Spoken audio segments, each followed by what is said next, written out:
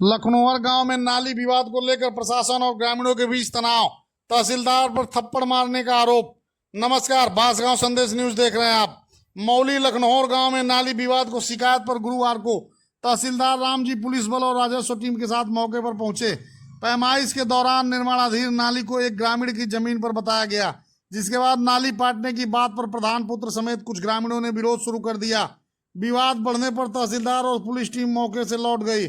इस दौरान ग्रामीणों और प्रशासन के बीच कहासुनी और झड़प की भी चर्चा रही। शुक्रवार को प्रधान पुत्र तेज बहादुर पुत्र रमेश पासवान ने मौली थाने पहुंचकर तहसीलदार पर थप्पड़ मारने का आरोप लगाते हुए कार्रवाई की मांग की। पुलिस मामले की जांच कर रही है। अरे हम परेशान है, 9 महीने का दिन खत्म हो गया है, 9 महीने का दिन खत्म हो गया। तो कोई कार्रवाई हुई? ये वीडियो बना